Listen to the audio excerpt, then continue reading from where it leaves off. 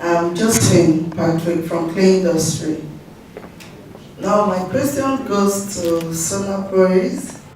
I want to ask, the first question is, since you say you source your raw materials locally, have you taken into account how long you're going to get these supplies? I mean, have you projected how long you're going to keep getting your raw materials locally? Now, secondly, since you generate your own power for production, doesn't it affect your pricing as compared to that of the international market? Thank you.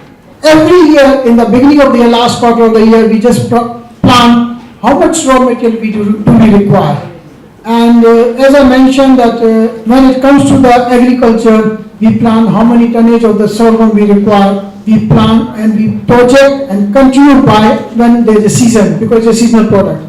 So when we know when the season starts, immediately we are in the market, we start buying, and we know that harvest finish in the March, April, we continue whatever maximum we buy, and after that we make a contract with the supply chain. Okay, we need so much quantity for the year, because we always make a budget how much quantity we need, and we plan accordingly. That's for the raw material procurement. And your second question was, power unit. Now, yes, in Nigeria, power is a major issue. And so when we started our industries, we saw, yes, we can't rely on the other industry, and diesel also is imported. So diesel imported, sometimes diesel available, not available, and if the foreign exchange rate is high, we can't get diesel in time, and it will cost us more. So we started power project, we installed our 2 power projects, and I can tell you, yes, when we are doing our own projects, we can control our cost, because based on gas, and gas price is based on what this shale gas and all the multinational companies supply to us, is comparatively much cheaper than diesel price, comparatively much cheaper than Nepal. You can't rely on in industry for Nepal. So yes, we are very much competitive for our exports when we are getting the power from our own power supply. Thank you very much. More questions? I think we on this side, we can also ask questions. No, my question goes to, now, the first Sona Group of Industries. There is this comparison. People say Sona Group, Sona Breweries, and I think you need to be able to distinguish between the two. If you are also Sona Industries or Sona Group Breweries, you need to just let us into that. And secondly, most of your products are consumer-based. Well, what I would call consumer goods, which is tonic, biscuits, and the rest of them. Now, in terms of market segmentation, can you talk about the different industries within the group that produces which one? So that if I'm buying the biscuit, I know I'm taking it from Euro Global.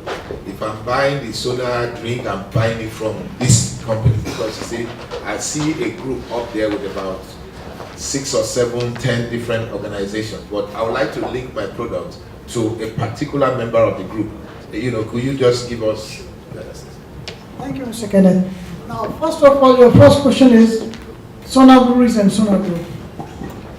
When we started this inning in Nigeria, we started with 2 breweries called Sona Breweries and IBB and Kaduna. So and our flagship brand, Maltonic, belonged to Sona Breweries. It was registered in the name of Sona Brewery PLC. So yes, we were Sona Breweries, and slowly we grew up to 6 breweries at a time. Then we handed over all the breweries to multinational company. Then we saw that Sona Breweries is becoming a household name. Malton is becoming a household name, and Sona Brewery, everybody knows Sona. So then we registered our logo as a Sona Group because of household name. And we tagline is a pride of Nigeria. We believe in Nigeria, believe in local industries.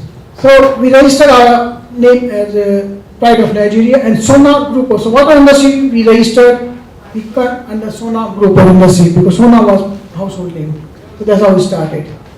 Now come back to our different industry.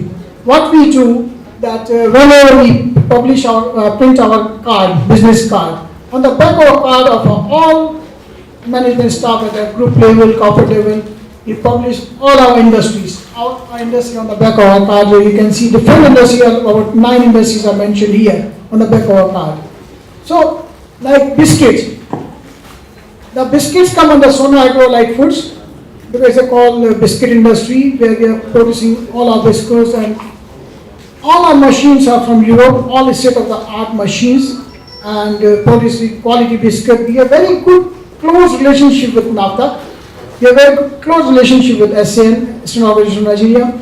They come and visit our plants from time to time and certify our products. So that's the testimony that yes, we have certification of all regulatory authority. Apart from this, we are ISO, we are SCCP, because any food control authority is there in Nigeria, we must be registered so that if there is anything we can learn from them and we can adopt in our system. So we register with all the regulatory agencies in Nigeria to comply with their quality standards. ISO, SCCP, and NAFTA, Eastern Organization, we are all registered there. So that's the biscuit industry. When it comes to this, drinks, we have a Maltonic, which is a flagship brand. We have a wine, we have a Savannah drink or soft drinks, which comes under Euro Global Foods and Distillery. We started Euro Global all the way back in 2008, and since then we are in the market. So that also, we have all the machines from Europe. We never buy machines from Europe or from Asia or China. We all buy from Europe. So that's a standard we always maintain, that machine must come. Of course, initially they are expensive, capital intensive, but it pays in the long run to maintain the quality and person. Now, in the packaging unit, we started with injection molding, where we make the crate for all the multinational companies. We buy furniture, we produce furniture, we produce crates, furniture, and plastic pellets also. So slowly we saw that there's a demand for the jerry cans for the oil industries, lubricant jars, multinational companies, because the Nigerian economy was growing. But Nigeria is the only economy which is still growing, and you can see the developed countries, they have limited growth or negative growth, but Nigeria is still growing at the rate of 2% of GDP. So we saw that there's a demand of flexible packaging, there's a demand of blow molding. So we started a blow molding section, where we started producing all the jerry cans for oil, jerry can for petrol, jerry can for water, all jerry cans comes under blow molding. Then, as I mentioned to you, as you mentioned that all our industries are consumable industries. Yes, either we produce consumable items like biscuits or drinks. There are other companies who are producing consumable items, but they need packaging. We saw that these companies, they need packaging and they are importing from outside. So we went into venture, why can't we supply the international quality of packaging to those consumer industries? So we started flexible packaging, where we are supplying our flexible packaging to all the multinational companies and Nigerian companies. Apart from that, we have monocarton industries in the Shanghai Technology Limited, where we supply the monocarton also for the biscuit industry, soap industries we are supplying. Now we saw that the carton, because when we produce a biscuit, we produce a drink, they are packed into cartons. And cartons, we didn't have any industry, there was industry, but the supply was limited, demand was high and supply was limited. And so we ventured into the corrugated box industry, and now we are producing corrugated boxes, supplying to our industry, and plus we are supplying to third parties as well. So, and apart from this, we are into real estate as well. I can tell you, we have one shopping mall coming in Asokoro in Abuja, Jimmy Carter Road. So we have a land bank also. We have a lot of property we bought in Lagos, Ogun Estate, and some are developed. We have a housing and residential apartments we built, and plus we have some commercial buildings where we are rented out, warehouses we are building. So we are into real estate building as well. And I can tell you, in Sona Estate, we are called Sona Village, where we have almost 200 apartments, and is the safest place in Ota, Ogun State, where all the companies, they start staying inside Sona Village and they work outside. But once they are inside Sona Village, they are 100% safe, because nobody can enter into village, because they have to pass so many cross security posts. One, the Nigerian rule is there, they have to which is not possible, then the sugar packaging, they have to cross the security post of Nigerian brewery, sugar packaging before they enter the village. So there are a lot of securities there, they find it very safe place to stay in, plus they have all the facilities inside, their gym, because whenever we think of any accommodation, we think what we can provide the population to feel it safe and enjoy inside, not to look for outside and enjoyment. So we have gym, swimming pool, and walking area inside the village. So the yes, we are invested into shares also. We are major investor in a few of the banks in Nigeria. So we are investment into banking sector as well, because we believe one of the bankers are doing well, and currently, of course, the banking all over the world is the same situation. They are not doing well, but definitely it will come up because the time is not. But slowly you can see the Fed, even yesterday the increase are late. Of course, Trump was against it, but the increase. So it means that when they increase interest rate, the economy will grow and then it will come up. Now, economy is growing. Even Nigeria, you will see slowly because mergers are happening in Nigeria. Recently, we can see some takeovers, some mergers, and some revamp has happened. So it will pay off in the long run. Then we are into agriculture industry with the food agro-allied, so which is supplying the glucose syrup, which is substitute sugar to all the industry. We are into sorghum extract. We are supplying to Nigerian brewery for their malt product. We are supplying to Heineken. We are supplying to all the multinational brewers. Cadbury's for the baby products also, Nestle. So we are seeing how we can cater to multinational companies for their products, or we can directly produce for the consumer. That's our effort in Nigeria. Thank you very much. Thank you very much. Another one. Let me go to Dr. Swami. There was this. Were you ready, really, if the recapitalization of insurance sector, were you ready to go before the court decision is? And also, how have you been able to sustain the name Prestige? So many companies go around and they change names, but Prestige has always been Prestige. You must have had a niche in terms of the brand name that you've sustained so far. So, and then the agricultural product you introduced recently, what necessitated that? Thank you. Regarding tire-based capital, what regulator has introduced, I think fortunately or unfortunately it is, I think it is cancelled by the regulator because of various reasons.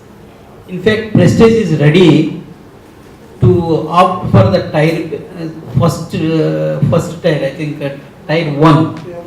Because by virtue of our results of 2000... Support from the offshore investors, core investors, and they invested the funds from their own side to bring in all the machinery into Nigeria to continue the expansion. And that time, you know very well, the oil price had crashed and there was no foreign exchange available. But due to belief in Nigerian economy and being the Nigerian in the mind that yes, we are Nigerian, we must grow here, whatever the case may be. So we brought in the machinery, continue expansion. Now when it's coming, that is getting easy, we are repatriating back our own investment, only capital. Now I can tell you whatever little profit we are making, as I mentioned earlier, we are not making too much margin because we believe in the masses exploration. And masses, profit is low but volume is big. We are just flowing back in the industry. We have never remitted any dividend out of the country. Never remitted any dividend out of the country. We are just flowing back. We are just flowing back. Now, there's a first question to your answer to your first question. Second question is how it is present. Now, I can tell you, yes, we believe in backward integration. Always believe in backward integration, and we see what we can do to produce internally rather than buying from outside or importing from outside the country. We don't believe in importation. So we saw, okay, when we went into water, we said water definitely is local. Why we bring this plastic from outside? No. So we brought the machines from Japan and from other Europe countries to produce the bottles here. Then we saw that we are making the bottles here. We need plastic raw material. we are not into plastic, which is a petroleum industry, comes from the, so we bought the plastic laminates from Port Harcourt in Rwanda. That's also a local industry. We saw the cap. So now we said cap, why should we import a cap? So we bought the machines to produce a cap internally. So in this one I can tell you water we are producing, is our own, cap we are producing internally, and the label also is our own, we are producing in our own. So all is backward integration because it pays you. You don't rely on other industry supply, and even whenever you need it, you can produce whatever you want, whatever quality you want, you can control the quality also if you have backward integration. So all is successful here. That's a success story of Sona Group. Thank you. More questions? More questions? More questions? Please. Okay. I think we will be coming into the tier 1. So in fact our promoters, they were also willing to give the funds if necessary. That is not the constraint for prestige at any point of time. Issue here is lot of capital, the turnover is the issue, because the penetration is the most important thing, because there are around 56 insurance companies, whereas the insurance market is very small. If you take it yesterday, they were talking around 220 billion naira. It's a very small market with the number of insurance. Now the licenses are given even to operate micro insurance companies for each state. Then they wanted to give a license for new insurance companies. When we invest a capital, we have to get the return. Otherwise, shareholders will not be happy. Only the investment return, 15% maybe government bonds, FGN bonds. To be frank, it is an inflation. Only to satisfy, but if for a foreign investor, it is an inflation. It is not going to happen. Though it is a prestige is having a foreign partner, we are totally Nigerianized. We never repatriate the funds to parent company. So we are well prepared for recapitalization. There is no problem at all. In agriculture, now our friend, he already started. Is going in a big way with plantation and all the things. The entire Nigeria, I think, in India we had a green revolution. Similarly here, the next revolution after the oil is now this agriculture, I think. We have seen various, inquiries for insurance of their product, poultry, crops, plantations, and the government, even the government is involved in it now. CPN is involved. So insurance is an integral part of economy, development of the economy, and it is necessary. Having experience in this agricultural field, I think we are using basically I am a veterinary doctor. I am recruited exclusively for doing rural insurance, agricultural insurance in India. So fortunately I am here. I felt that my experience is to be implemented in Nigeria. So that's why we have come with agricultural products which are very flexible and well useful to the farmers. That's what I feel. And I think this agriculture industry will grow because the fertile land of Nigeria, and it's a virgin land. I think there is a lot of scope for the Nigeria to expand on agricultural lines, which will become a food basket for the entire, the Africa. I feeling. That's what I feel. Thank you. Mr. Luwan, you have a question? Now, my last question will be on human capital development, and it's going to both the Sona Group and also he has actually talked about it, but I thought that we should just express it on it from your end. Without the right human capital, all that we're talking about will not work. And that means you must be investing in training and retraining, and also the retainership of staff.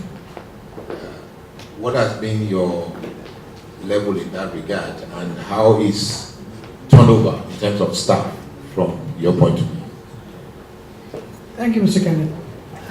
When it comes to human capital, yes, I can tell you we have a large number of Nigerians staff with us. Expatriates, they come and go. Nigerians are local and they are here to stay with your company if they are trained well, if they enjoy the work.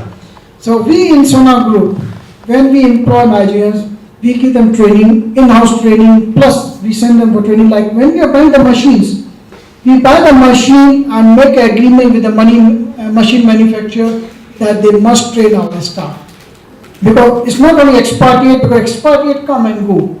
So Nigerians are there to stay. So we train Nigerian staff also along with expatriate, so that if expatriate goes, Nigerians are there to handle the machinery. So the machine supplier, after supplying the machine, commissioning the machine, they stay here for 2 or 3 months extra to train all our staff who work on the machine. And apart from that, some of the staff, we send them to their plant also, where they manufacture machine, to see how the machines are working there, how the body is there, so they understand how to maintain the machine in terms of repair maintenance. So yes, we believe in long-term. I can tell you, our staff, they are long-term staff. I can give you my colleague, Mr. Felix. He is our sales director. He joined even before even I came in the group. I'm here 26 years, he's more than 26 years. So we believe in long-term. So all our workforce, they are working with us for a long time because we give them full training, we give them the good treatment in the group, and they are part of the management. They feel as part of management. That's how we treat the human relation in our group. Thank you. Thank you. Sir, I think right people for the right position. See, I believe especially on the human capital, whatever the missions we have, right people have to work, and that way I think Prestige is being run by only the Nigerian staff. We are guests, to be frank. I come and I go. Only we give the guidelines, we share our experience with them. And our succession plan is so clear, whether the expatriate who come from new India parent company is there or not, the Nigerian staff are well poised to protect the company, to run the company with a good corporate governance. That is what we, especially during the last 4 years, we built it.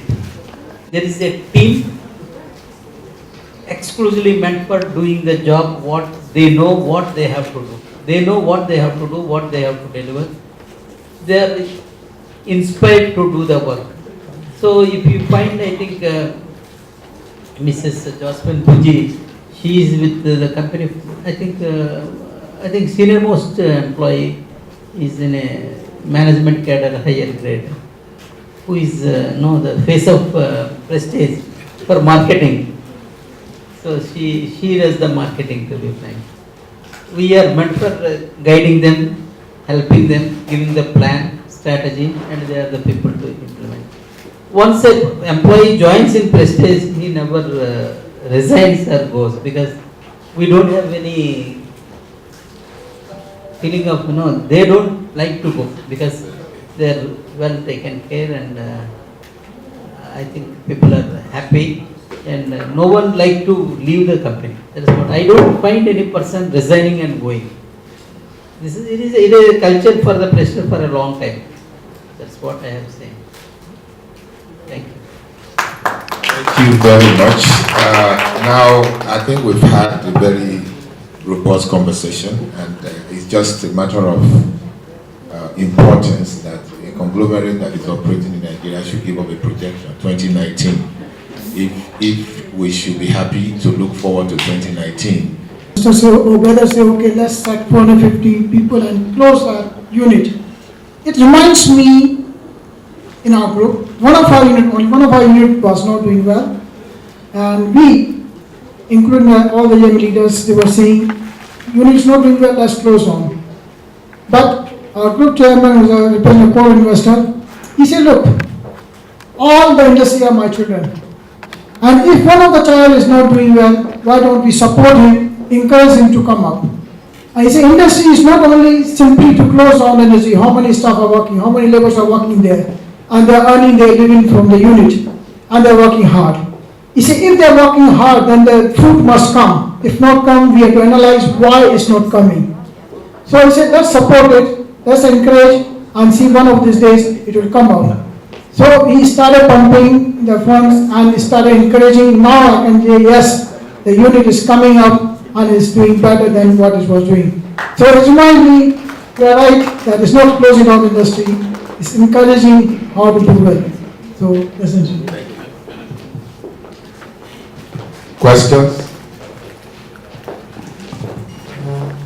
Good afternoon. My name is Pradeep Bhairwani.